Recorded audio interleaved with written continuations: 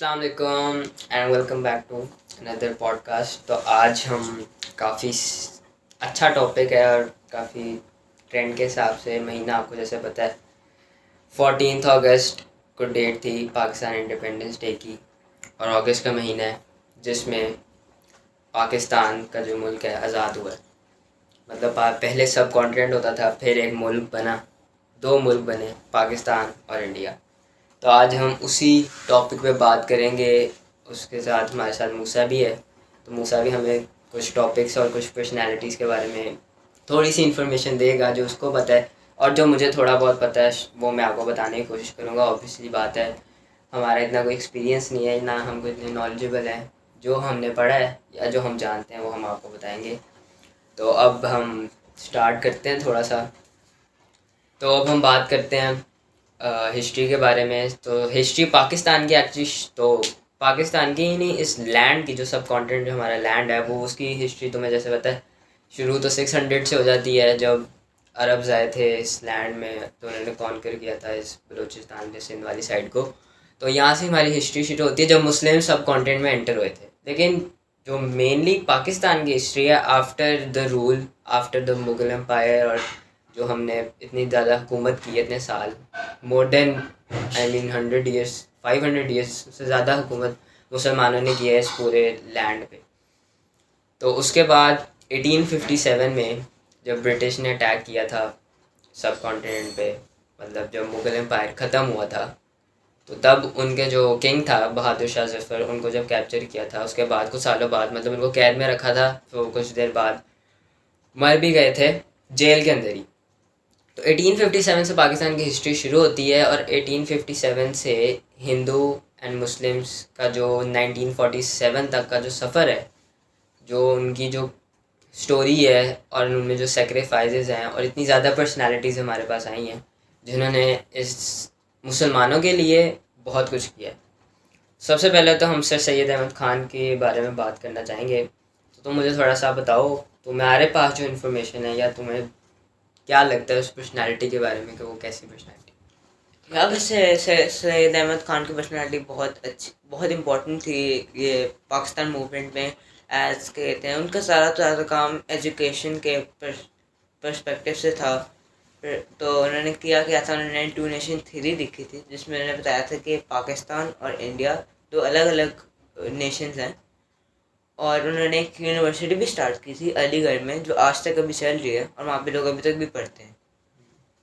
और उन्होंने ये भी मुस्लिम्स को कहा था कि उनको ब्रिटिश के ब्रिटिश के स्टडीज़ भी, मतलब ब्रिटिश के रूल, मतलब जो ब्रिटिश पढ़ाते हैं आपको वो भी सीखनी चाहिए, और इस्लामिक टीचिंग भी सीखनी चाहिए, ताकि आपको इंग्लिश आए। और मतलब अपनी, मतलब एक इंग्लिश वैसे भी एक बहुत बड़ी वो है लैंग्वेज जो बहुत मुश्किल। ऑब्वियसली जब आप इंग्लिश सीखेंगे तो आप, मतलब दुनिया की जो national type of international language English ही, अगर आप इंग्लिश सीखेंगे तो आपको काफ़ी ज़्यादा नॉलेज मिल सकता है।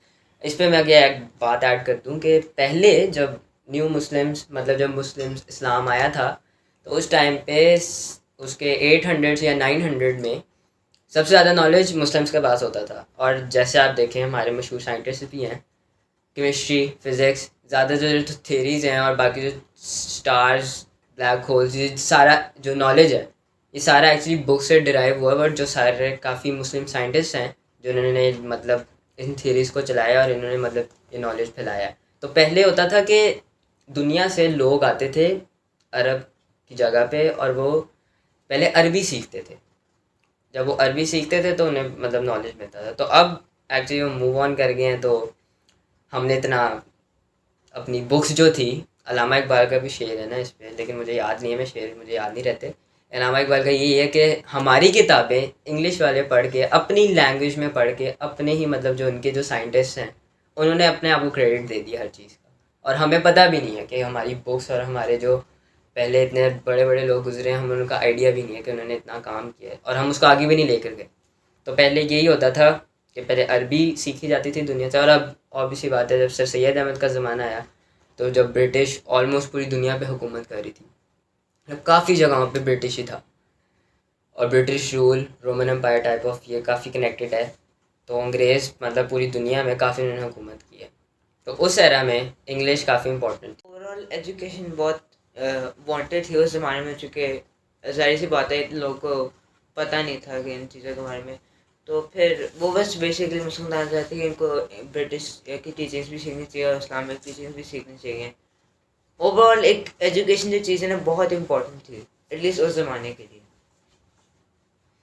मुझे भी यही लगता है। एजुकेशन ऑब्वियसली, एजुकेशन अभी उस ज़माने के लिए, अभी के लिए, या आप 1000 साल पहले भी चले जाओ, ऑब्वियसली बात है जब इंसान कुछ पढ़ता है तो सीखता है। मतलब इंसान कभी ऐसा कुछ नहीं बनाता जो उसने कभी सीखा ना हो या कभी उसने देखा ना हो। आई मीन अभी हमारे पास एयरप्लेन चलते हैं, हमने बर्ड को देखा उड़ते हुए तो हमें वो फील आई ना कि जैसे बर्ड उड़ रही है, तो हमें भी उड़ने का मन किया तो हमने प्लेन्स बना ली।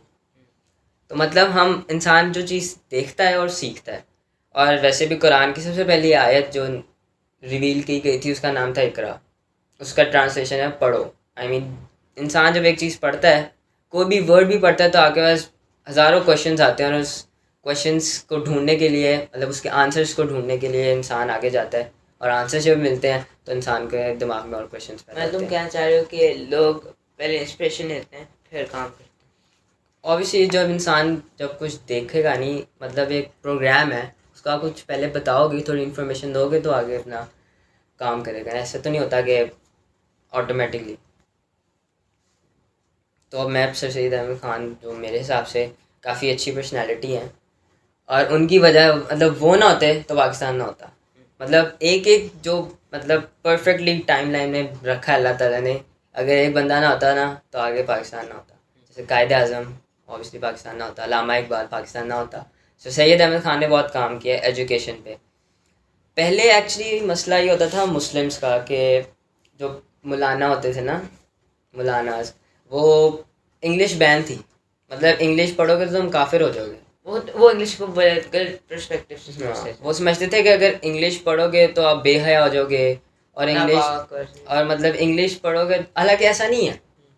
ऐसा नहीं है। जब हमारे प्रॉफिट हैं, जब उन्होंने जंग की थी, जो नॉन मुस्लिम्स के जो उन्होंने कैदी भरे थे, उन्होंने कहा था कि आप हमें पढ़ाएं, जो आपके पास नॉलेज है वो हमें बताएं। मतलब उन्होंने उसे मारा नहीं था, उन्होंने कहा था कि आप हमें बताएं जो आपके पास नॉलेज है। मतलब वो भी, उनमें भी पैशन था कि वो पढ़ें, नॉलेज हासिल करें। जैसे कुरान में इतना नॉलेज है, और बाकी मतलब इस्लाम इस चीज़ को सपोर्ट करता है कि नॉलेज दुनिया का आना चाहिए, चाहे वो किसी भी ज़ुबान में हो। अल्लाह ताला हर ज़ुबान में दुआ कबूल करते हैं। अल्लाह ताला को हर ज़ुबान समझ आती है ना।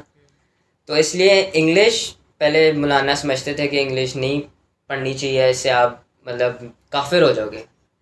तो फिर सर सैयद अहमद ख़ान ने ये मिशन अपना शुरू किया, अलीगढ़ स्कूल बनाया। एक्चुअली कॉलेज और यूनिवर्सिटी उनकी डेथ के बाद बने थे, मतलब उसको अपग्रेड कर दिया गया था। और ये अलीगढ़ इंडिया का शहर है जहाँ पर इन्होंने अलीगढ़ स्कूल बनाया था।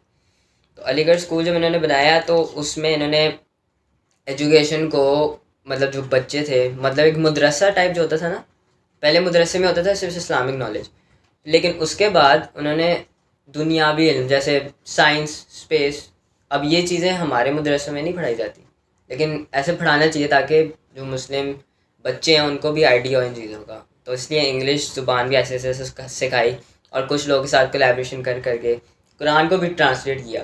पहले हम फ़ारसी और हिंदी बोली जाती थी, उर्दू हिंदी वही चीज़ थी, तो उसको ट्रांसलेट भी कुरान को किया। तो इस वजह से वहाँ पर जो इंग्लिश थी, इसने काफ़ी फ़ायदा दिया, और मौलाना सर सैयद अहमद ख़ान को मारने तक भी आ गए थे। इन्होंने बात किया है कि कुरान को ट्रांसलेट किया था।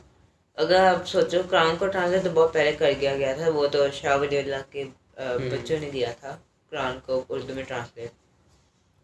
उन्होंने आई डोंट थिंक ट्रांसलेट, उन्होंने शायद किसी लैंग्वेज में शाह ट्रांसलेट वली अल्लाह ने एक्चुअली, मेरा पर्सपेक्टिव है, I mean is a great personality, but उन्होंने एक ऐसे ट्रांसलेट किया कि सुन्नी और शिया को डिफरेंट तरीके से उन्होंने मतलब कुरान ट्रांसलेट करके दिया। जैसे सुन्नी का जो पॉइंट ऑफ व्यू था, उन्हें उस हिसाब से करके दिया ट्रांसलेट, और जो शिया थे उनको उस हिसाब से करके दिया। तो इससे सुन्नी शिया जो कॉन्फ्लिक्ट है ये ज़्यादा बढ़ गया। और जो 1857 के बाद जो सर सैयद अहमद का ज़माना था, उसमें भी ये वाला जो चीज़ थी ना, सुन्नी शिया वाला, इस वजह से हम काफ़ी डिवाइड हो गए थे। लेकिन सर सैयद अहमद ख़ान की वजह से हम जुड़े हैं, और अब भी काफ़ी डिफरेंसेस हैं, लेकिन स्टिल पाकिस्तान बन गया। ये काफ़ी मतलब प्राउड की बात है कि मर मरा के बना।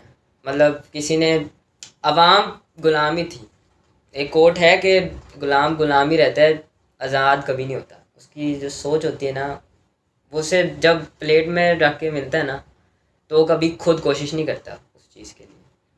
गुलाम जो होता है वो अपनी हेल्प कर ही नहीं सकता, उसका जहन ही ऐसे बना हुआ है कि तुमने मांगना है। अब मांगने वाले को तुम कहोगे जॉब करो तो नहीं करेगा।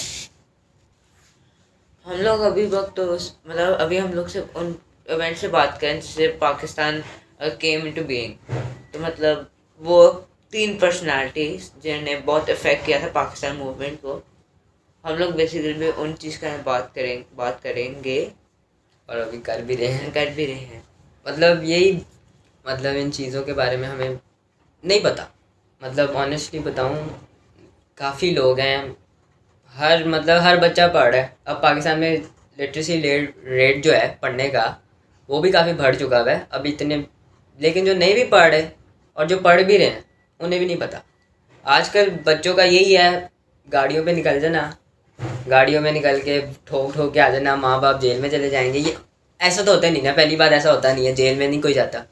पाकिस्तान के जेल दुनिया में सबसे ज़्यादा खाली हैं, क्योंकि पाकिस्तान में लॉ नहीं है, क्योंकि नो करप्शन एंड पैसे। तो इस वजह से पाकिस्तान में लॉ तो है नहीं, तो आप कह नहीं सकते जेल में। मतलब कहने का मकसद है बच्चों को आजकल, बच्चे ही कह लें या बड़े, इवन बड़े या बूढ़े भी आप कह लें, बूढ़ों को ज़्यादा पता है क्योंकि वो उस इवेंट से गुजरे हुए हैं, उन्हें आइडिया है उन चीज़ों का। लेकिन जो मिडिल एज के भी आ जाएँ, और ये हमारी एज के, अब मुझे पता है, शोखा नहीं बन रहा, लेकिन पता है, आइडिया है, और ये इतना होना चाहिए। क्योंकि अगर आपको अपनी हिस्ट्री नहीं पता होगी तो आप फ्यूचर में कैसे काम करोगे। मतलब अगर आपको यही नहीं पता होगा कि प्लेन के टायर कैसे बनाए तो आप पूरा प्लेन कैसे उड़ाओगे। सही है ना। तो आपको जैसे एक टीम होती है, आप एक टीम को लेकर चलते हो। 11 प्लेयर होते हैं क्रिकेट टीम में, जब तक कैप्टन नहीं होगा, जब तक वो लीड नहीं करेगा, तब तक गाड़ी नहीं चलेगी। और पाकिस्तान की गाड़ी रुकी हुई है 1947 पे आके, जो ट्रेन रुकी थी वो रुकी हुई है। मतलब पाकिस्तान जो है ना तरक्की नहीं कर रहा, वो एक्चुअली रिवर्स पे जा रहे हैं। मतलब रिवर्स बटन चलाया हुआ है किसी ने और रिवर्स मोड पे चल रहा है। दुनिया भी ऐसी चल रही है, लेकिन पाकिस्तान ज़्यादा स्पीड से चल रहा है। और अभी 75 ईयर्स हुए हैं। आई होप कि आगे 25 साल पाकिस्तान और ज़िंदा रहे, वरना अभी बर्थ ही हुई है 75 ईयर्स। जैसे एक इंसान मरता है शायद मुल्क भी मर जाए, क्योंकि मुल्क में लॉ नहीं है, कुछ भी नहीं है। एक्चुअली ये प्रॉब्लम्स हैं। प्रॉब्लम्स एट द एंड क्यों हैं, सवाल मैं पूछ रहा हूँ, क्यों है? तुम्हें क्या लगता है? अभी हमने सर सैयद अहमद खान की बात की, एजुकेशन की बात की, तुम्हें क्या लगता है कितनी जो प्रॉब्लम्स पाकिस्तान में है, मेन जो उसका जो आप रूट्स का है, एक जो रूट है वो प्रॉब्लम क्या है? एक्चुअली जो प्रॉब्लम होती है ना, जो स्टार्ट क्या होता है वो क्या है? यह प्रॉब्लम मुझे लगता है जो अभी लीड करेगा ना मुल्क को, as in the prime minister of Pakistan, अगर वो सही बंदा ना हो ना, और वो सही तरह सोचे ना, तो वो मतलब करप्शन की तरफ जाए, पैसे के पीछे घूमे, और मतलब बेसिकली ओवरऑल गलत काम करे जो पाकिस्तान को बुरे वे में इफेक्ट करे, और वो एक तो प्रॉब्लम मेन कॉज होगा। और अगर कुछ होता है कि लोग वो अच्छे हों, वो करप्शन भी ना करें, बट वो एक मिनट, ऐसा नहीं है, हर बंदे ने किया। चलो मतलब कुछ लोग होते हैं जिन्होंने मतलब ज़्यादा करप्शन ना की हो, और वो अकल तो हो उनके थोड़ी, बट वो इतना सोचते नहीं है कि मतलब वो एक ऐसी चीज़ करें जिससे पाकिस्तान को बहुत इफेक्ट हो। और लाइक जैसे बलोचिस्तान आप फॉर एग्जांपल ले लें, उसकी बहुत रिसोर्सेज हैं जो अगर हम पाकिस्तान के पास पैसे होते ना तो वो माइन कर सकता था, और फिर वो इतने पैसे आ सकते थे पाकिस्तान के पास उन मटेरियल से कि वो पूरे पाकिस्तान को फीड कर सकता था। मतलब पाकिस्तान के इतने अंदर चीज़ें हैं, बट हमारे मुल्क के पास इतने पैसे नहीं है, इतना कैपिटल नहीं है कि वो उन चीज़ों को हासिल कर पाए। जैसे पाकिस्तान का बैलेंस ऑफ ट्रेड भी नेगेटिव है, इम्पोर्ट्स और एक्सपोर्ट्स में बहुत फ़र्क है। ऑब्वियसली जब डॉलर की जो प्राइस है पाकिस्तान, यार पाकिस्तान मतलब $1 पाकिस्तान में 200+ है, 221। तो इस वजह से, और ये चीज़ें कैसे हुई हैं, मैं रूट पूछा था तो वही बेसिक मसले भी पहुँचे हो। बेसिक होता है मतलब मॉडरेट टाइप लेवल, बिगिनिंग मसला है एजुकेशन। एजुकेशन सिस्टम जो हमारा है ना, वो एक्चुअली बिजनेस है। ऑनेस्टली बताऊँ, इतनी जो फीसेस हैं स्कूल्स में ली जाती हैं, जितनी भी फीसेस, ऐसे फीसेस ली जा रही हैं जैसे हम पता नहीं वहाँ कोई गोल्ड खरीद रहे हैं हर साल, हाँ मतलब हर महीने। लिटरली स्कूल्स की 1-1 लाख फीस है। 1-1 लाख में आप 70s ले रहे हो क्या? 70 बाइक, होंडा 70 वो आप ले रहे हो हर महीने। मतलब एजुकेशन एक बिजनेस, प्राइवेट कंपनीज है। मैं टीचर्स को नहीं कह रहा, टीचर्स होते हैं, पढ़ाते हैं, लेकिन गवर्नमेंट स्कूल्स में अगर आप जाएं, वहाँ सही बैठने की जगह नहीं है।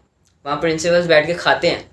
और जब हर बंदे की नीयत यही होगी कि मैंने खाना है पैसा और मैंने सिर्फ अपना पेट भरना है, तो वो किसी की मदद नहीं करेगा। जब किसी के अंदर एहसास नहीं होगा ना, और एहसास कैसे आएगा? एजुकेशन से। एजुकेशन कैसे आएगी? जब स्कूल्स ठीक होंगे। और सबसे पहले जब हर बंदा अपने दिल के अंदर ये कहेगा ना कि ऑनेस्ट होना है, अपने मुल्क के साथ ऑनेस्ट ना हो, अपने साथ अगर इंसान ऑनेस्ट हो ना, कि मैंने अपने साथ ऑनेस्टी करनी है और मैंने सिर्फ सच का साथ देना है और मैंने बुराई नहीं करनी, तो आई गेस काफ़ी मसले ठीक हो सकते हैं। और लोग कहते हैं, नहीं वैसे लोग नहीं कहते, लेकिन इस्लाम, लोग तो बहुत हाँ लोग कहते हैं कि हम बड़ा इस्लामिक हैं। जिसको आप देखो दुपट्टा तस्बीहां हाथ में होती हैं, टोपियां पहनी होती हैं, रमज़ान में मस्जिदें फुल होती हैं, सिर्फ जुमे के दिन मस्जिदें फुल होती हैं, लेकिन जो बेसिक चीज़ें हैं वो नहीं। मतलब अच्छा, लोग मस्जिद में आएंगे, मस्जिद में जुमा पढ़ने आए हैं, अच्छा काम सवाब कमाने आए हैं, नमाज सवाब के लिए होती है, लेकिन गाड़ी पार कैसे करेंगे भाई? पता ही नहीं है। बाहर किसी का एहसास नहीं है, बस उन्हें लगता है कि बस मैंने 2 सजदे कर दिए, बस वो मेरे लिए काफ़ी। कुछ लोग तो मतलब नमाज पढ़ते हैं फिर चले जाते हैं, और मतलब जो मौलवी जो दुआ पढ़ा रहा होता है, जिस जो मतलब और मेन पर्पस, हाँ। और मेन पर्पस नहीं कहूँगा, पर लाइक एक बहुत बड़ा पार्ट होता है नमाज का, उसको छोड़ के चले जाते हैं। सही बात है। और ऑब्वियसली दुआ जो होती है, दुआ जब हर इंसान का दिल साफ होता है तो दुआ कबूल होती है। तुमने हज़रत मूसा का वाक़या सुना होगा, जब वो बारिश का सीन था कि बारिश होनी है, तो उसमें एक बंदा होता है जो होता है चुगलखोर। तो अल्लाह ताला कहते हैं कि जब तक वो अपने बंदे अपने आप को साफ़ नहीं कर लेगा ना दिल से, या माफ़ी तौबा नहीं कर लेगा, तो मैं तब तक दुआ नहीं, बारिश नहीं करूँगा। ये फैक्ट है। जब आप बाहर इतने करप्शन, गुनाह, झूठ, बेहयाई करके आप जुम्मा फॉर्मेलिटी के लिए पढ़ने जा रहे हो, तो आप कैसे आप एक्सपेक्ट करते हो कि आपके मुल्क के हालात बेहतर होंगे? चलो ये तो स्पिरिचुअल चीज़ें होगी ना। चलो लोग इस्लाम नहीं मानते, चलो सपोज एक एथियस्ट है पाकिस्तान में, उसको कैसे पाकिस्तान तरक्की करनी है? उसे इसी तरक्की करनी है ना कि उसने ऑनेस्ट रहना है। ये तो आप कर सकते हो ना, ट्रुथ का साथ देना, सच का साथ देना। और एजुकेशन इस देखें, education is the basic thing. Knowledge आपके पास अगर एक चीज़ का नहीं होगा तो आप नहीं कर सकते कुछ। अब मेरे पास पाकिस्तान के पास नॉलेज है तो मैं 50 मिनट बैठ के बात करूँगा ना, मेरे पास नॉलेज है तो मैं 50 मिनट बैठूँगा ना। वरना कोई आप उठा लें बाहर से किसी को, शफीक गुज्जर किसी को उठा लें जो वीगो पे फिरते हैं, पापा के परे हैं, वो जो फिरते हैं, उनसे आप पूछें, उन्हें आप सुट्टे, सिगरेट्स, पॉड्स, उनका सबका पता होगा, उन्हें गाड़ी का एक से एक पता होगा। अच्छी बात है, पता होना चाहिए। लेकिन मुल्क का कायदे आज़म का बस ये पता है। एक्चुअली लोगों को कायदे आज़म का असली नाम ही नहीं पता होता। मसला ये है। चलिए हम इतना प्रॉब्लम्स के बारे में बात करेंगे तो पॉडकास्ट पे बड़ी डिप्रेसिंग हो जाएगी, लोग समझेंगे हम इतने बैकवर्ड जा रहे हैं। तो मैं डिप्रेस नहीं करना चाहता। हम उन हीरोज़ को सेलिब्रेट करना चाहते हैं जो नए ये इवेंट्स किए थे जिससे हाँ। पाकिस्तान बना, क्योंकि उन्हें सेलिब्रेट करना चाहिए। उनकी हम बात नहीं करते जो जिन्होंने पाकिस्तान को खाया है, या उन्होंने, हम पॉजिटिव की बात करेंगे, ताकि पॉजिटिविटी की बात करेंगे तो लोगों के अंदर इंस्पिरेशन आएगी, तो शायद वो कुछ पॉजिटिव कर सके। तो अब सर सैयद अहमद के बारे में हमने बात की, जो काफ़ी अच्छे लीडर थे अपने एरा के, उस ज़माने के, और मुसलमानों को एक अच्छी राह में डाला। और जो डिवीज़न थी सुन्नी शिया या काफ़ी सेक्ट्स हैं, तो देखिए मैं तो समझता हूँ, मैं मुसलमान हूँ, तुम भी यही समझते हो, तो ये नहीं होना चाहिए। मतलब सुन्नी शिया वो अलग चीज़ है। अब ज़्यादा कंट्रोवर्शियल जाएंगे तो वीगो ना आ जाए भाई, डर नहीं लगता मुझे वीगो से, जो मर्जी है। तो सर सैयद अहमद खान ने इस पर काफ़ी काम किया। और ये सब क्यों होया? एजुकेशन। और सर सैयद अहमद एक्चुअली में वो भी काफ़ी, उन्होंने एजुकेशन हासिल किया, वो भी एक बैरिस्टर थे, और वो काफ़ी बहुत उनका प्रोफेशन था। ये नहीं कि वो सिर्फ दाढ़ी वाले मौलवी थे, उन्होंने काफ़ी, उनका अच्छा काम है। हम सर सैयद अहमद के बारे में बात कर दिए, तो अब हम सेकंड पर्सनालिटी के बारे में बात करते हैं। और वो पर्सनालिटी ऐसी वैसी है, अल्लामा इकबाल। यार अब हम लोग चलते हैं अब हम लोग अगर अल्लामा इकबाल के बारे में बात कर रहे हैं, अल्लामा इकबाल एक एज एन पर्सनैलिटी मेरे हिसाब से बहुत इम्पोर्टेंट थे, मतलब मुझे बहुत इम्पोर्टेंट लगते हैं। कि एज इन वो थे तो वो पोइट, और उन्होंने लॉ स्टडी किया था और बहुत बड़े एजुकेशन सेंटर, मतलब स्कूल से यूनिवर्सिटी जो भी। हायर एजुकेशन उन्होंने यूके से ली। तो बेसिकली मतलब वो एजुकेशन वाइज, नॉलेज वाइज बहुत वो बड़े, मतलब बहुत नॉलेजेबल इंसान थे वो। उन्होंने भी लॉ पढ़ा कायदा था। उन्होंने इनकरेज किया था मुसलमानों को थ्रू हिज पोएम्स, और अपना ड्रीम शो किया था as in through his poems के पाकिस्तान को एक अलग नेशन होना चाहिए, मुस्लिम्स को अलग होना चाहिए अदर नॉन मुस्लिम्स से, उनको अपना नेशन बनाना चाहिए, ऐसे करके। मतलब ओवरऑल वो बहुत बहुत बड़ी इंकरेजमेंट थे पाकिस्तान मूवमेंट के लिए। Obviously, he was a big, type of supporter of Hindu and Muslim unity. I mean, he used to say कि मुस्लिम और हिंदूज मतलब साथ रहें और यूनिटी के साथ रहें, मतलब पहले, क्योंकि पहले उन्हें लगता था कि हिंदूज अच्छे हैं और मुस्लिम इनका साथ रह लेंगे। उन्होंने तराना भी लिखा था, मेरा प्यारा हिंदुस्तान। ऑब्वियसली हिंदुस्तान वाज, उसमें मुसलमान भी आ जाते हैं। और जो उन्होंने मतलब इंडिया के नेशनल एंथम भी होता था तो उन्होंने वो हटा दिया। चले, तो Allama Iqbal was supporter of this thing, कि उन्होंने मतलब इस चीज़ को सपोर्ट किया था कि मुस्लिम्स और हिंदू जब साथ रहेंगे तो अच्छी चीज़ होगी। मतलब वो चाहते थे कि ब्रिटिश जाए, British was the villain at that time.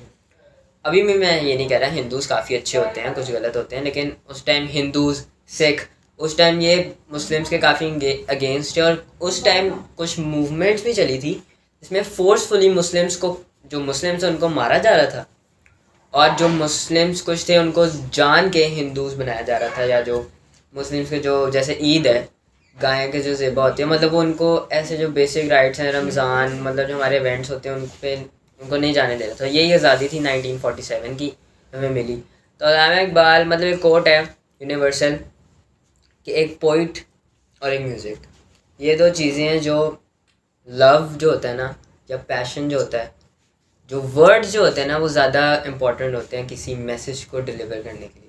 और जो वर्ड्स म्यूज़िक में होते हैं एज ए लिरिक्स, कोई गाना सुनते हैं उसकी लिरिक्स होती है ना, तो लिरिक्स जो होती हैं वो दिल में जाती हैं। वो वाले गानों की बात नहीं कर रहा जो, समझ गए हो, सब समझ गए। मैं उन गानों की बात कर रहा हूँ जो कुछ कवालियाँ होती हैं, कुछ गज़लें होती हैं, या कुछ पैट्रियाटिक सॉन्ग्स होते हैं जिनमें लिरिक्स काफ़ी डीप होती हैं। और ऐसे अल्लामा इकबाल की जो पोइट्री है उस पर काफ़ी वो कवालियाँ भी बनी हुई हैं पोइट्री पे, मतलब उनकी गज़लें या म्यूज़िक भी बना है।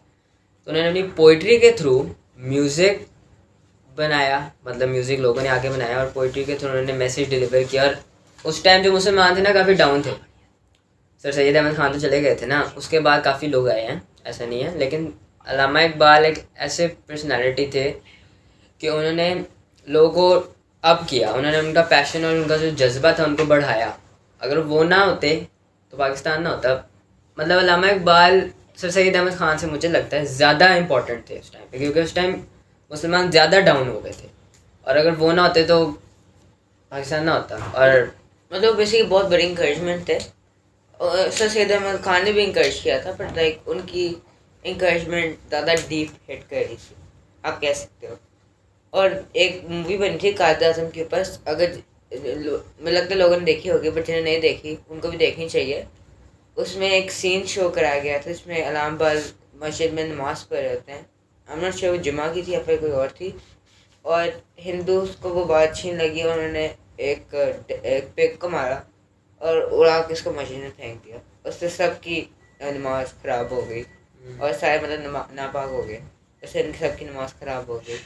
ये बस शो करने की चाहते थे कि उस टाइम हिंदू और मुस्लिम का, उस टाइम स्पेसिफिकली उस टाइम के लिए हिंदू और मुस्लिम का रिलेशनशिप ना वो नहीं था, अच्छा नहीं था। ऑब्वियसली तुमने जैसे बात की पे की, तो हिंदू मुस्लिम्स, जैसे हिंदू हैं उसमें पॉजिटिव साइड भी होगी और एक नेगेटिव साइड भी होगी। और जैसे मुस्लिम्स हैं, मुस्लिम्स में भी बहुत बुरे लोग होते हैं, बहुत अच्छे लोग भी होते हैं। और वैसे ही सिख, ये भी काफ़ी माइनॉरिटी है वहाँ पर उस टाइम थी, तो उसमें भी अच्छे लोग थे, बुरे लोग थे। ब्रिटिश, उसमें भी अच्छे, मतलब हर दुनिया के कंट्री, रिलीजन जहाँ भी चले जाए वहाँ अच्छे या बुरे लोग होते हैं।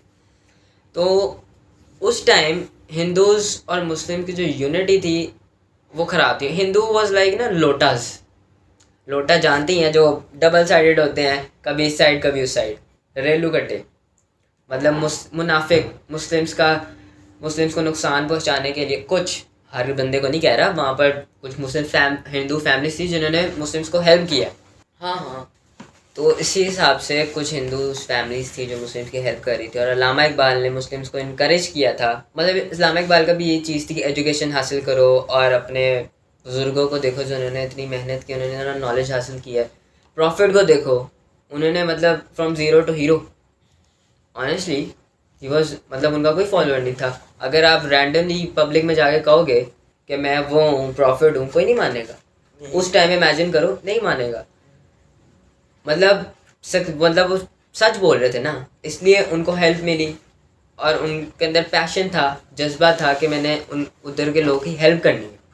तो अल्लामा इकबाल भी कहते थे कि उनसे इंस्पायर हो, मतलब उनकी शायरी के थ्रू उन्होंने, उनका शेर है कि मोहम्मद से वफा तो तूने तो हम तेरे हैं, ये जहाँ चीज़ है क्या लहू के हम तेरे। इसका मतलब ये है कि आप अगर प्रॉफिट के साथ ऑनेस्ट हैं, मतलब उसके साथ, मतलब उनके साथ इंस्पायर्ड है, उनकी हदीसों पे, उनकी सुन्नत पे चलते हैं, तो you will write your own destiny. Obviously Allah Taala भी कहते हैं ना कि मतलब कि तुम ज़रा से मेहनत करो, मतलब अपनी फुल जान लगा दो मेहनत की, मैं तुम्हारी हेल्प करूँगा। मतलब मैं ज़रा, ऑब्वियसली अल्लाह ज़रा सी हेल्प करेगा, आप काम सीधे हो जाएंगे। अगर आपका काम सही हो तो फिर अल्लाह मदद वही जरूर काम सही हो, मतलब मेहनत आप गलत काम में भी करो, उसमें भी आप कामयाब हो जाते हो। चोरी में आप मेहनत करोगे, आप कामयाब हो जाओगे चोरी में। तो यही चीज़ है, सच्चे काम में लगोगे, मतलब एट द एंड अगर गलत काम करोगे तो उसमें आपका अंजाम बुरा होता ही है। ये दुनिया में एक्चुअली रूल है, जो बंदा भी है ना उसका अंजाम बुरा ही हुआ। जो जिसने गलत बात हिस्ट्री उठा के देख लो, जो गलत बंदा है ना, जिसने कोई गलत काम किया, उसका एट द एंड बुरा ही हुआ, दुनिया में ही हुआ है। आखिरत में तो होगा, दुनिया में ही बुरा हुआ है। तो ये चीज़ है। तो अल्लामा इकबाल ने इनकरेज किया पोइट्री के साथ, और मैंने पहले भी बताया कि पोइट्री से लोग इनकरेज होते हैं, और उनमें जो जज्बा होता है, और ये भरा उस टाइम पे जो अल्लामा इकबाल के जो अल्लाह ताला ने टाइमलाइन सेट की हुई थी ना, कि मैंने इस बंदे को इस टाइम में पैदा करना है, परफेक्ट थी। ऑब्वियसली अल्लाह ताला इज़ परफेक्ट। तो उस टाइम जो उन्होंने पैदा किया ना, it was like a button दबाया और अब पाकिस्तान ऑटोमेटिक मोड पे कायदे आज़म ने को, दुनिया का बनाया हाँ, था, अब भी हो गया। अब हेल्प मिल गई है। अब कायदे आज़म को, लाइक कायदे आज़म अगर अकेले अब देखें तो काफ़ी नीचे थे, अल्लामा इकबाल का नाम साथ जोड़ें तो it's a strong big building. Without Allama Iqbal, मतलब अल्लामा इकबाल पिलर्स थे जो सपोर्ट करें इस हाँ, बिल्डिंग को। Through words, through poetry. आजकल तो ऐसी चीज़ों को कोई नहीं समझता, लेकिन पहले ऐसा ही होता था। मतलब उस जमाने में इतनी ऐसी चीजें ज़माने के हिसाब से चीज़ें चलती है ना, तो अल्लामा इकबाल ने यही किया। जैसे इस जमाने में जैसे हम लोग ये पॉडकास्ट बनाते हैं, वही एडवांस हो गया ना। हाँ। अब लोग पॉडकास्ट के ज़रिए या यूट्यूब के ज़रिए, जगह जगह चीज़ों के ज़रिए लोग अब सीखते हैं, मतलब इनकरेज होते हैं। और ऑब्वियसली हर ज़माने के हिसाब से चीज़ें बदलती गई हैं, लेकिन एक चीज़ है, अल्फाज तो रहते हैं ना, वर्ड्स पॉडकास्ट में भी चल रहे थे, बुक्स में भी होते हैं, पोइट्री में भी होते हैं, म्यूज़िक में भी होते हैं। वर्ड्स ही होते हैं जो लोगों को इनकरेज अच्छी जगह पे करते हैं, और वर्ड्स ही होते हैं जो लोगों को बुरी जगह पे लेकर जाते हैं। तो this was the main thing about Allama Iqbal, and now we are done for him. And obviously मैं बार बार कहूँगा, विदाउट हिम पाकिस्तान ना होता। और ऑब्वियसली एक मेन चीज़ मैं ऐड करना भूल गया, कायदे आज़म ने ख्वाब देखा था पाकिस्तान का, और कायदा नहीं, अल्लामा इकबाल ने देखा था और कायदे आज़म ने बना दिया। This was the thing. उनकी दोस्ती को सोचो, क्या बात थी। मतलब और एक दोस्त ने ख्वाब देखा, दूसरे ने कहा आ जाओ, ये हो। मतलब वो पार्टनर्स थे, दोस्त उनका कोई इतना पर्सनल ताल्लुक नहीं था, लेकिन एज अ पार्टनर्स। और अल्लामा इकबाल की डेथ भी पहले हो गई थी पाकिस्तान से बनने की। मतलब उन्होंने जो, मतलब एक शेर भी है ना कि you don't get the shadow of the tree you plant in your life.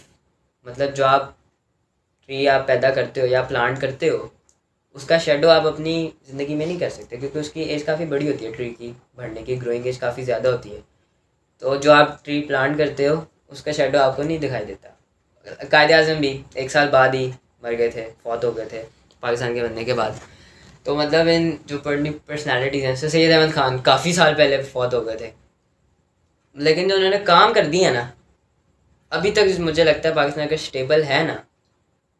मतलब होना तो नहीं चाहिए, जितने काम ख़राब हैं, लेकिन अगर है भी ना तो इन इस्लाम इकबाल की पर्सनैलिटी की वजह से। ये बात ज़रूर है, माननी पड़ेगी। तो कायदे आज़म की जो पर्सनैलिटी है उस पर तुम ज़रा बताओ। सबको पता है?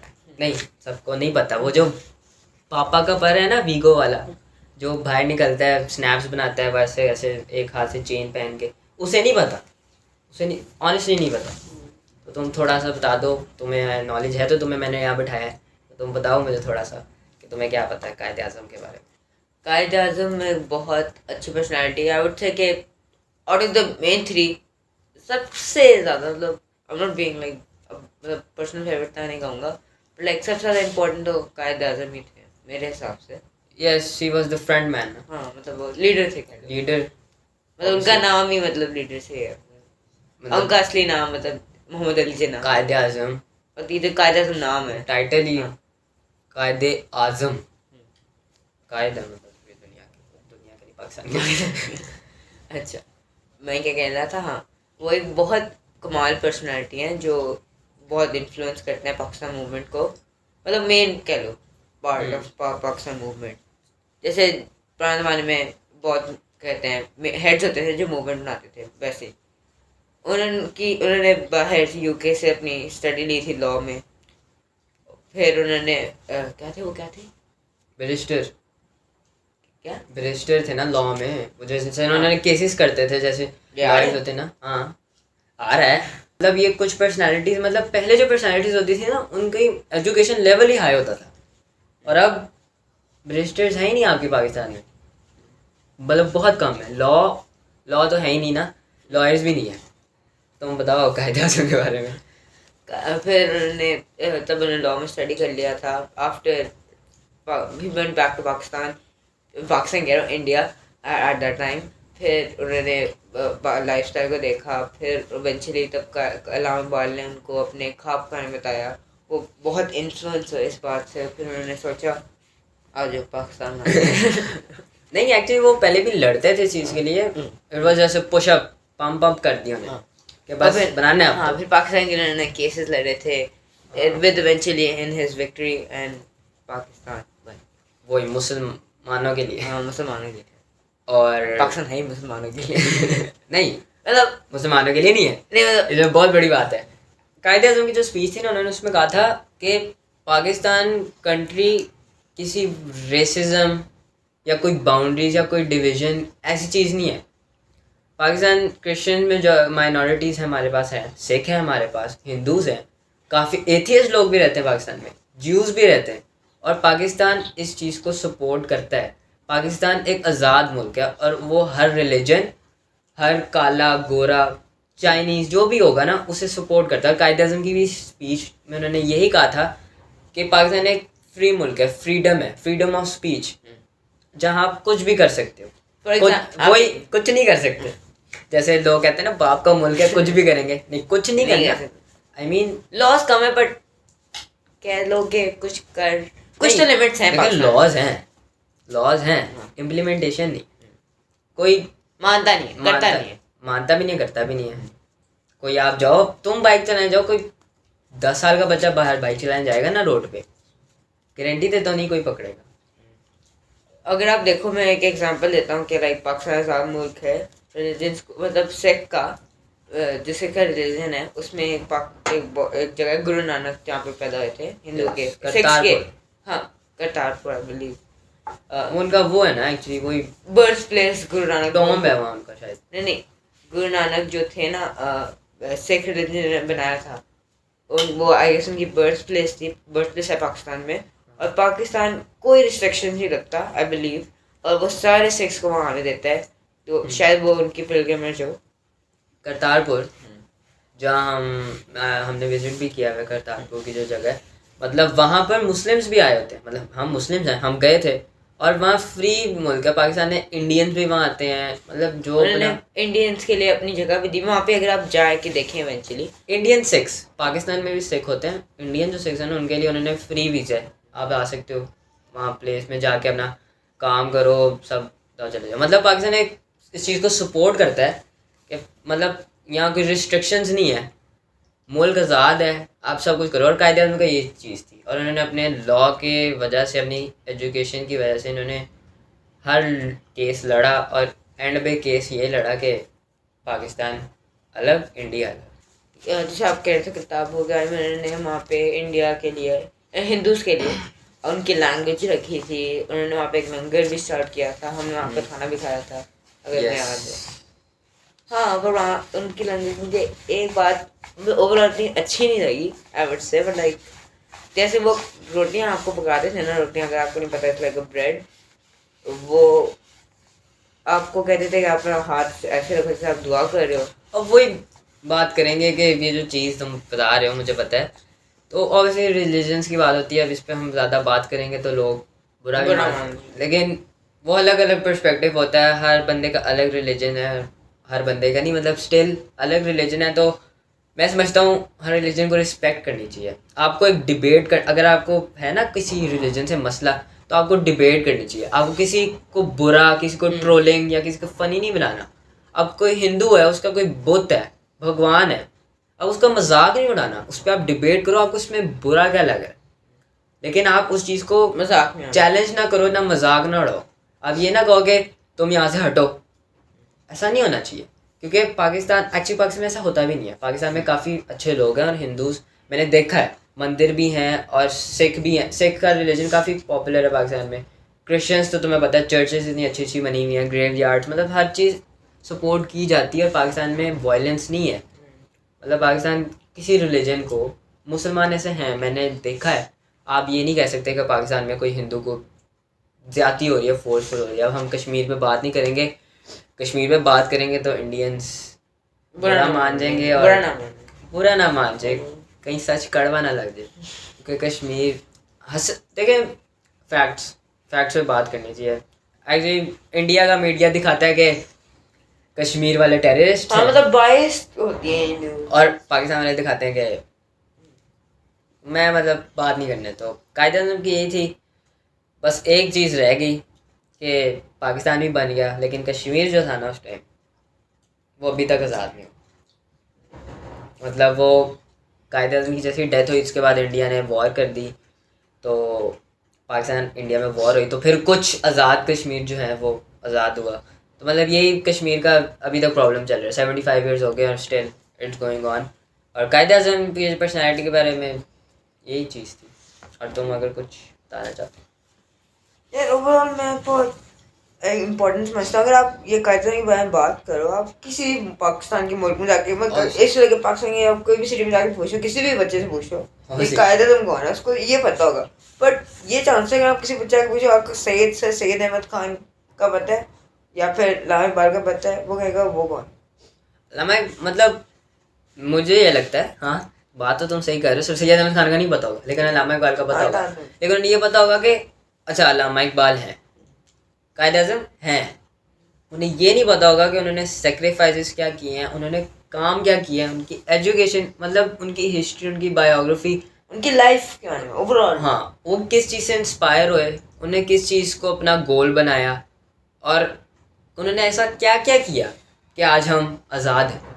उन्होंने जो मेहनतें की, जो सेक्रीफाइस, वही बात कर रहे थे अभी कि आजकल के बच्चों को नहीं पता, नहीं पता भाई।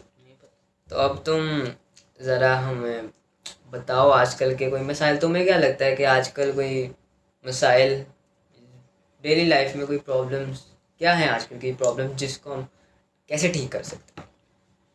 पाकिस्तान तो एक मिनट, पाकिस्तान तो बन गया, बचाना भी तो है पाकिस्तान, वो कैसे बचाना है? ये पहले प्रॉब्लम से बताता हूँ पाकिस्तान के बारे में भी। सबसे प्रॉब्लम तो पेट्रोल के पैसे पेट्रोल के पैसे नहीं, पेट्रोल की प्राइस। पैसे तो खुद कमाने हैं ना पेट्रोल। वही मतलब पेट्रोल की प्राइस आजकल दिन बढ़ती रहती है। अभी लोग कहते हैं मुल्क तरक्की करेगा, मतलब ओवरऑल चीज़ों की प्राइसेस बढ़ जा रही हैं। जैसे कोई सिर्फ पेट्रोल की नहीं, ओवरऑल ऐसे जो जैसे खाने की चीज़ को ले लो, उसकी प्राइस भी बढ़ चुके हैं। लाइक कल मैंने विजिट की थी एक शॉप जहाँ मैंने उनकी प्राइस लगाई थी, उन्होंने मुझे बताया था कि हर चीज़ की प्राइस बढ़ी जा रही है 5 रुपये से। मुझे पता है 5 रुपये कम है, पर वो एटलीस्ट कुछ तो है। पहले जूस जो मिलता था हमें 15 रुपये का, वो मिलता है हमें कहते हैं 30 रुपीज़ का, 40 रुपीज़ का। ऐसे करके लोग मतलब प्राइसेस बहुत बढ़ रही हैं। तो एक प्रॉब्लम होगी ना, हम्म। इन्फ्लेशन रेट, महंगाई, ये तो एक प्रॉब्लम होगी। और तुम्हें क्या, महंगाई का तो ऑब्वियसली प्रॉब्लम तब होता है ना जब आपकी इकोनॉमी स्ट्रगल करे, और इकोनॉमी तब स्ट्रगल करती है जब आपका मुल्क ज़्यादा प्रोड्यूस ने, इम्पोर्ट एक्सपोर्ट का जो मसला हो। तो मतलब जब ज़्यादा हम इम्पोर्टिंग इम्पोर्टिंग नहीं, एक्सपोर्टिंग अपनी चीज़ें जब ज़्यादा बेच नहीं पाते, या तो तब हाँ, वही इकोनॉमी ना मैं स्टेबल नहीं कह रहा होती। था, मैंने कहा था पहले कि नेगेटिव बैलेंस है ट्रेड का। जैसे एक्सपोर्ट्स हमारी इंपोर्ट्स हमारी ज़्यादा है एक्सपोर्ट से, विच मीन्स कि हमारा नेगेटिव बैलेंस है। अगर हमारा कह लो अगर हमारे एक्सपोर्ट ज़्यादा थे इम्पोर्ट से, तो फिर हमारा पॉजिटिव बैलेंस होना था, पर नहीं, पाकिस्तान का नेगेटिव बैलेंस है। तो ये प्रॉब्लम्स तभी आती हैं जब सही तरह एक प्लान नहीं होता। जैसे let's talk about the prime minister. अभी हमारे शहबाज शरीफ प्राइम मिनिस्टर हैं। I mean as a prime minister है, चलो है, अब हम कबूल तो करना है ना। जो पिछले 30 साल से यही फैमिली आई जा रही है, चलें, आ गई है। मतलब इनका एक बेसिक प्लान नहीं होता। अब जैसे इमरान खान है, आए हैं जी 2018 में तशरीफ़ लाए हैं, तो उन्होंने जी 2022 तक जो काम किए, उन्होंने बताया चलो काम किए। उससे पहले नवाज शरीफ साहब ने 5 साल में जो काम किए, मतलब इनका एक तरह से प्लान होता है कि हम काम करते रहे साथ साथ, और आगे ये प्लान रहा है कि हमने आगे भी हमने ही आना है। इनको ज़्यादा फिक्र अपनी चेयर की होती है कि हम दोबारा इस जगह पे आए और हमें दोबारा लीडरशिप, इनसे ज़्यादा फिक्र मुल्क की या गरीबों की या महंगाई, इकोनॉमी, डॉलर, अपने रुपीस, इसकी कोई इन्हें फिक्र नहीं होती। इन्हें ज़्यादा फिक्र होती है कि हम ज़्यादा देर तक इस चेयर पे बैठे रहें और ज़्यादा देर तक हम प्राइम मिनिस्टर बन जाएं। और प्राइम मिनिस्टर जब आप बनेंगे तो पैसे तो आप खाएंगे, करप्शन तो आप करेंगे, और जब करप्शन होगी तो ऑब्वियसली बात है मुल्क की हर चीज़ ख़राब होगी। और सबसे ज़्यादा मसला पाकिस्तान में ये है कि पाकिस्तानी का जो लोन्स हैं, डेप्ट, वो काफ़ी ज़्यादा ले रही है। आई वुड से ज़्यादा यूएस से हैं। यूएस, ऑब्वियसली बात है, तभी तो यूएस हमें जो ऑर्डर देता है हमें करना पड़ता है, क्योंकि हमने उनसे पैसे लिए हैं। चाइना, यूएसए, मतलब जो बड़ी बड़ी कंट्रीज़ हैं, रशिया, मतलब इनसे हमारे नेशनल लोन्स पावर हैं, है। सऊदी अरेबिया, मतलब इनसे हमारे लोन्स हैं और हम डेब्ट में हैं। तो हम एज अ कंट्री अपना कोई दोबारा इंडिपेंडेंट होके, फ्री होके कोई बात नहीं कर सकते, या अपना कोई पर्सपेक्टिव नहीं दे सकते दुनिया को, क्योंकि हम ऑलरेडी एक स्ट्रगलिंग कंट्री हैं और डेवलपिंग नहीं है। डेवलपिंग कंट्रीज तो वो होती है ना जिनमें कुछ तरक्की हो रही हो, तरक्की नहीं हो रही एक्चुअली। जो चीज़ें बनी हुई है ना वो ख़त्म हो रही हैं, उसको बस ये चीज़ हो रही है कि उस चीज़ की स्पीड स्लो की जाए, मतलब तबाही की स्पीड स्लो की जाए या तबाही रोक दी जाए। मुल्क रिवर्स पे चल रहा है, मैंने तुम्हें पहले भी बताया। तो प्रॉब्लम्स हमारे काफ़ी हैं। तो तुम, ये तो महंगाई एक प्रॉब्लम है ना, महंगाई और ये चीज़ें, इम्पोर्ट और क्या बेसिक प्रॉब्लम्स तुम्हें लगता है कि हैं? यार आई थिंक कि कैपिटल इनके ना डेप्थ की वजह से ना कैपिटल हमारा बहुत कम है, जिससे मुल्क ग्रो नहीं कर पा रहा। मतलब ये डेप्थ ने हमें इतना बुरे तरीके से इफेक्ट किया ना कि उस एक प्रॉब्लम से हमारी और बहुत प्रॉब्लम्स आ रही है। जैसे सोचो, मैंने पहले बताया था, I would say Balochistan is like the gold mine of Pakistan because of its minerals and all that. और पाकिस्तान की वैसे फिशिंग पे तो बात आती है, वही पाकिस्तान की बहुत बहुत अच्छी गवादर जो है, पाकिस्तान का एक फिशिंग पोस्ट है, वहाँ पे 10,000 टन फिशेस एनुअली पाकिस्तान कमाता है। और वो सारी जाली चल जाते हैं, आई गेस सारी नहीं, लाइक आज ज़्यादा तो श्रीलंका चली जाती है। मतलब पाकिस्तान के पास इनकम के लिए कोई चीज़ें हैं, रिसोर्सेज हैं। हाँ। आई वुड से कि अगर पाकिस्तान के पास फिशिंग के लिए बहुत के लिए मतलब बहुत स्ट्रेंथ है कि अपनी फिशिंग को बेहतर करके और पैसे कमा सकते हैं, मगर अगर हम उनके पास इतने पैसे नहीं है कि कैपिटल नहीं है कि वो बेहतर मशीनरीज डाल पाए जिससे फिशिंग ज़्यादा कह लो फास्ट हो पाए, इफेक्टिव हो पाए, ऐसे की चीज़ें नहीं है उनके पास। ये मतलब तुम यही कहना चाह रहे हो कि रिसोर्सेज हैं, मतलब रिसोर्सेज हैं बट कैपिटल नहीं। मतलब कि चीज़ें जो हैं इनको हम बना सकते हैं, इससे हम कमा सकते हैं। अब पाकिस्तान के पास हैं ऐसी चीज़ें, नेचुरल चीज़ें भी हमारे पास काफ़ी हैं हमारे पास, तो हम इन चीज़ों से कमा सकते हैं। लेकिन लोग कहते हैं पैसा नहीं है जिससे हम चीज़ें एक्सट्रैक्ट करें, माइनिंग करें। भाई पैसा भी है, सब कुछ है पाकिस्तान। वहाँ पर लाइक आजकल के बिजनेसमैन के बैंक अकाउंट्स में आप जाके देखें ना, पाकिस्तान के इतने ज़्यादा बिजनेसमैन है बैंक अकाउंट, उनके पास बहुत पैसे हैं। पाकिस्तान का भी वो नहीं होगा, श्रीलंका वाला ने हाल नहीं होगा, क्योंकि पिछले दिन श्रीलंका का जो वो होया था ना कि इकॉनमी डेड हो गई थी और मुल्क बिल्कुल ख़त्म हो गया था, उनके पास पेपर छापने का भी पैसे नहीं थे श्रीलंका के पास। पाकिस्तान का ऐसा नहीं हो सकता। पाकिस्तान के हर बिजनेसमैन के पास ना इतने इतने पैसे हैं ना, पाकिस्तान कुछ भी कर सकता है। मतलब इनके पास जितने रिसोर्सेज हैं पाकिस्तान में, मतलब टूरिज़्म, हाँ तुम तो गए हुए हो, मैं भी गया हूँ, हमने देखा है कि पाकिस्तान में कितना टूरिज़्म मतलब है। नॉर्दर्न माउंटेन्स स्पेशली वहाँ पे टूरिस्ट नॉर्दर्न भी, नॉर्दर्न ऑब्वियसली मेन जगह है टूरिज़्म की पाकिस्तान में। K2 मतलब पाकिस्तान की दुनिया की सबसे ज़्यादा ब्यूटी पाकिस्तान में, और लोग कैंपर्स मतलब हाइकर्स जो होते हैं दुनिया के आते हैं यहाँ पर वो करते हैं। Just like hike K2 K2 is a big thing. K2 बहुत बेस बड़ी कैंप, बात उससे आप इतना कमा सकते हैं। नांगा पर्वत। हाँ, और जैसे श्रीलंका था, वो अपना सबसे ज़्यादा पैसा टूरिज़्म से कमाता था, लेकिन 2020 और 2021 जैसे कोविड आया, पूरी दुनिया में आया, सबकी इकॉनमीज तबाह हुई, लेकिन सिर्फ पाकिस्तान की इकॉनमी थी जो स्टेबल रही। वरना पाकिस्तान ऐसा मुल्क नहीं था कि वो स्टेबल रहता, लेकिन सिर्फ पाकिस्तान रहा। तो मतलब पाकिस्तान के पास है ताकत, है पैशन, सब कुछ है, बस वो जो लीडर है ना जो काम करने वाला बंदा है ना, वो नहीं है जिसने ऑर्डर सही दिया, वाला नहीं है। क्योंकि वो है पैसे खाने। वैसे पाकिस्तान बहुत ब्यूटीफुल जगह है, टूरिज्म की बहुत जगह है ऑब्वियसली दुनिया की ऑलमोस्ट हर कंट्री टूरिज्म से बहुत कमाती है। और जैसे देख लें स्पेशली पाकिस्तान का माउंटेन जैसे K2 नागा पर्वत तिरछमेर ऐसे की ये जगह है ना, हिमालयाज, हिंदू हाँ। काश वगैरह।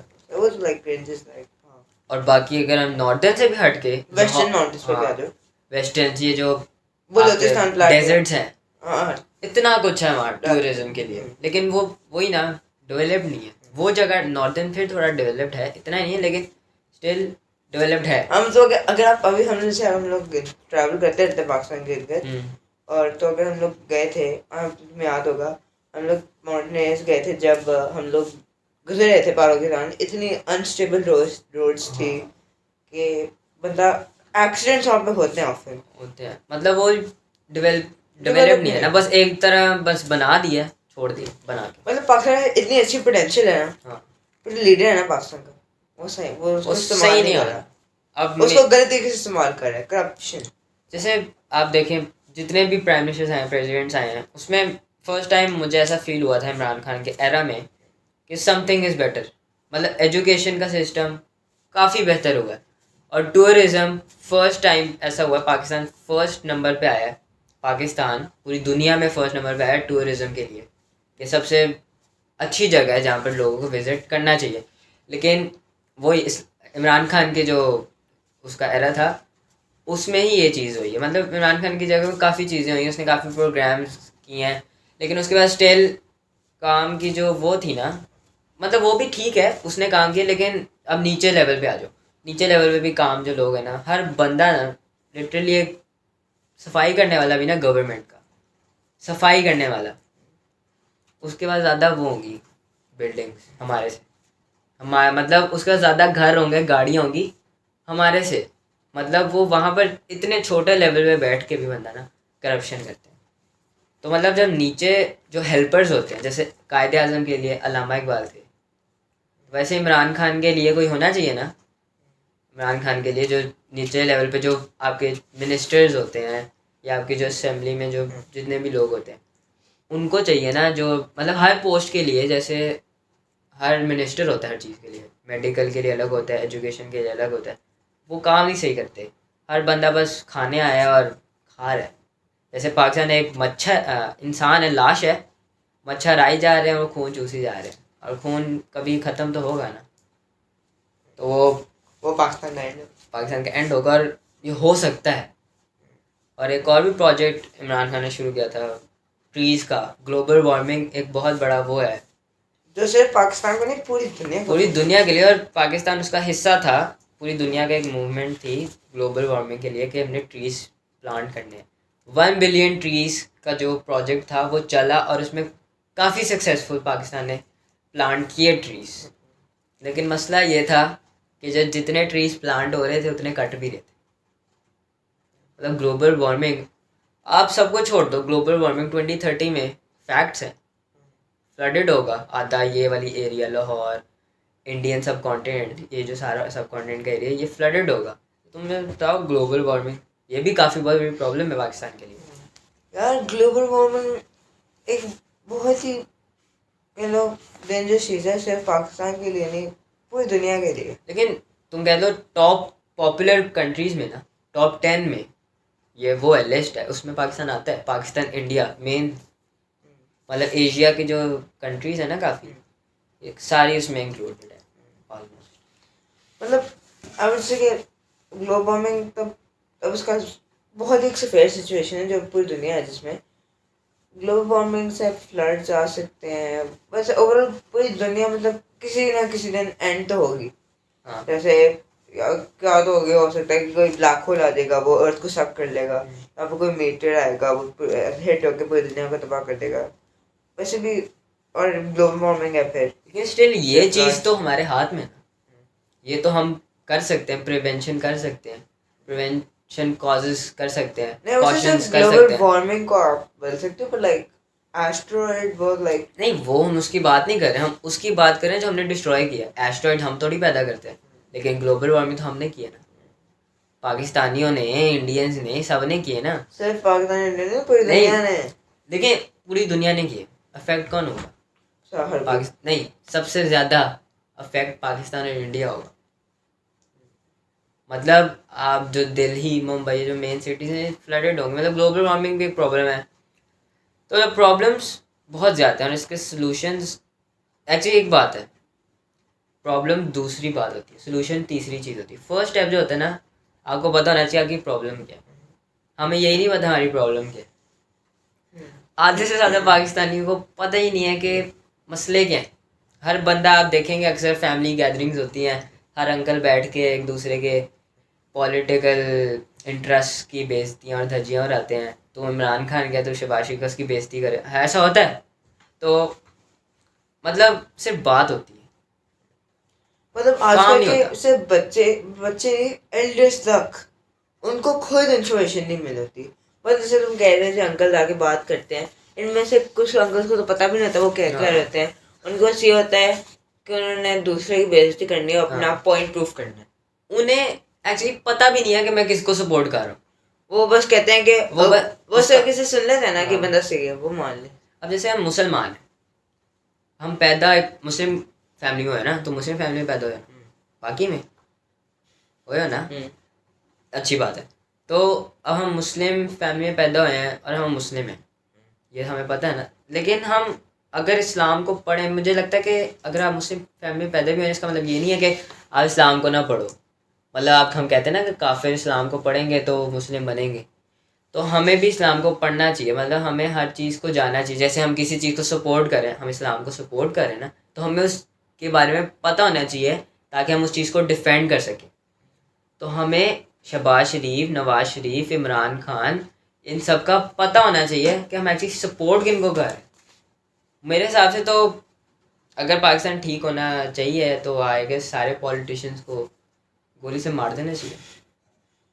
सही बात है, मतलब इतना पाकिस्तान में वो होता था ना, खुलेआम खुलेआम क्राइम होता था, लॉ की, मतलब लॉ को कोई मानता ही नहीं था, इम्प्लीमेंटेशन है ही नहीं। आई थिंक अगर आप पाकिस्तान का प्राइम मिनिस्टर बनते हैं, फर्स्ट स्टेप होना चाहिए लॉ को ज़्यादा स्ट्रिक्ट बनाओ, इन्फोर्स करो कि करना पड़ा। क्योंकि लॉ एक फर्स्ट चीज़ है यार, कंट्री लॉ से चलती है। Country without law is not a country. Law है, बुक्स हैं, लॉ की जो बुक्स है ना वो लाइब्रेरी में पढ़ी है बस।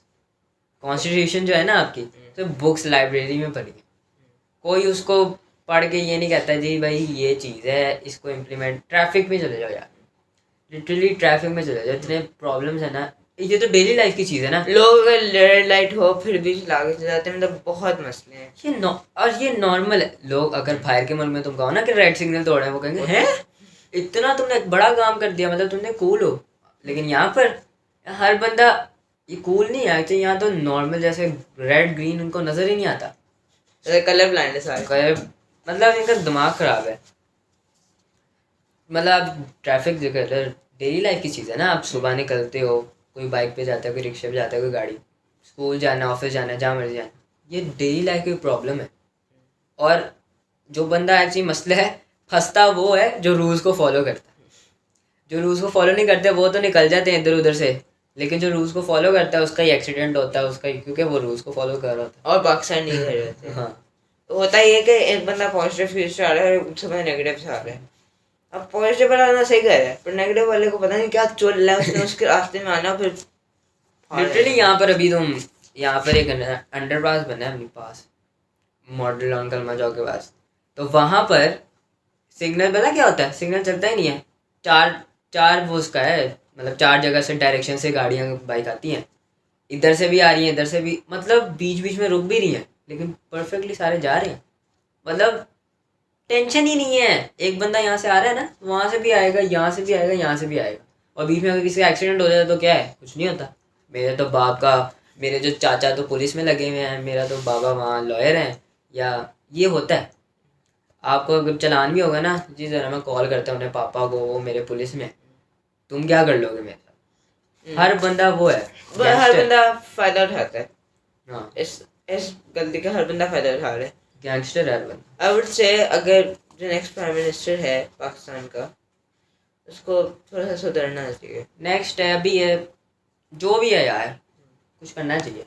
कुछ करो यार, कुछ करो। मतलब कुछ करो। एटलीस्ट अगर ये 1 मिनट के लिए सोचे भी ना कि हमने कुछ करना है, शायद बहुत कुछ करना है। ये एक्चुअली सोचते ही नहीं है। ये आता है हम प्राइम मिनिस्टर बन गए, अगली बार भी बनेंगे। इनको बस शेरवानी पहनने का शौक है, ब्लैक वाली, और ओथ लेने का शौक है, और बस बीच में बस बैठ के ऐसे कूल जैसे लगना। दिस इज पाकिस्तान, और यहाँ पर एक बैंक है, यहाँ पर सारे पैसे हैं ना वो निकाली जा रहे हैं, और खाई जा रहे हैं। खाई जा रहे हैं, और अपने बाहर की कंट्रीज में अपनी अच्छी सी जगह बनाई जा रहे हैं। तो मतलब प्रॉब्लम्स तो बहुत है पाकिस्तान में। अगर सोल्यूशन से बात आती है ना, तो मैं कहूँगा लॉ को इन्फोर्स करो, और लॉ को इन्फोर्स कर दिए उससे बहुत तरक्की होगी, मेरा ख्याल है एटलीस्ट। फिर आप अब जो आपका सोचते हैं करप्शन कर लेते हैं लोग, लाइक कम करो, अगर करनी पड़ भी रही है देखो 5 रुपए की चोरी और 50 रुपए की चोरी एक ही बात, 50 लाख की चोरी, बात तो एक ही है ना। चोरी चोरी है। चोरी चोरी है, आप चाहे छोटी सी करो बड़ी करो, करनी ही नहीं है भाई, करो ही ना। और आप जो पैसे हैं ना मुल्क के, वो मुल्क को बेहतर बनाने के लिए इस्तेमाल करो। उससे मुल्क में बहुत पोटेंशियल है, पर वो इस्तेमाल नहीं हो रही। मतलब बंदा ना, एक मुझे लगता है ये सारे पॉलिटिक्स वाले बंदे ना, इनका बचपन में कहा होता है कि पाकिस्तान को अच्छा बनाएंगे, और फिर तभी बड़े होके उनको वो मिलती है चीज़, इनके पता नहीं क्या मसला होता है इनको। ये सारे मनी आपको अंधा कर देता है, मनी पैसा आपको दिखता है, आपको अंधा कर देता है।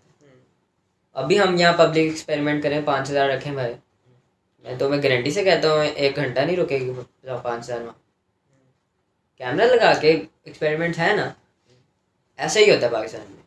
तो सोल्यूशन पाकिस्तान में अगर किसी के पास पैसे गिर भी गए ना, और कुछ लोग हैं पाकिस्तान में अच्छे लोग, पर लाइक अगर किसी के पैसे गिर भी गए ना, उन्हें बताना नहीं, ऐसा खुद उठा के ले जाना। हाँ, और अगर देखें, अगर कोई बंदा किसी का दुश्मन से लड़ाई होती है ना, कोई अपनी गलती मानेगा नहीं।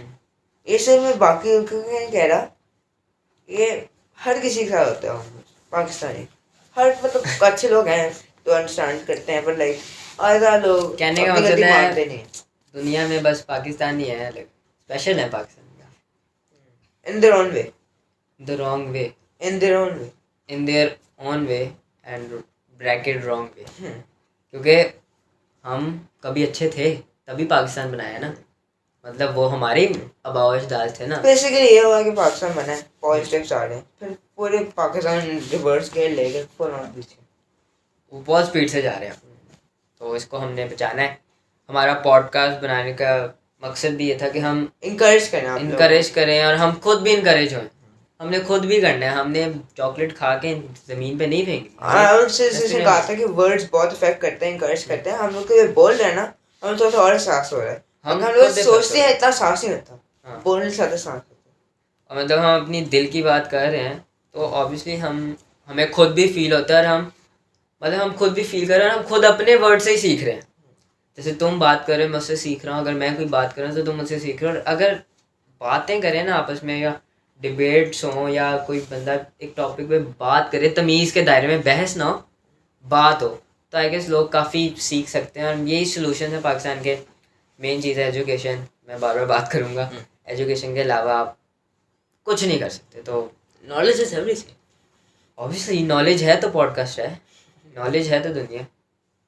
चलें फिर आज के लिए इतना काफ़ी है। हाँ बहुत है बहुत है। बहुत काफ़ी है। मतलब आज की पॉडकास्ट में हमने खोल दिया दिल, स्टिल कहूँ, दिल काट के दिल खोल। पूरा नहीं खोला अभी और भी पानी है दिल में, खून है, पिघलना चाहता है, मतलब निकलना चाहता है, लेकिन और नहीं निकालूंगा। इतना कंट्रोवर्शियल नहीं बनाना पॉडकास्ट को। हमारा मकसद था, हमने अपना इनकरेज करना था, इनकरेज करना था, खुद भी होना था एक्चुअली। हमें खुद ज़्यादा सीखना है और लोगों को भी सिखाना है, क्योंकि हम कौन सा 50-60 साल के, हम कोई 15-14 साल के बच्चे हैं, बच्चे ही हैं। तो हम भी एक ग्रोइंग एज में ही हैं। अब हम 18 साल के होते हुए ऐसी बातें करें कि हमें कुछ पता ही नहीं है, तो वो फजूल चीज़ है। तो अच्छा, अगर आपने सब्सक्राइब नहीं किया तो सब्सक्राइब करें और लाइक भी कर दें।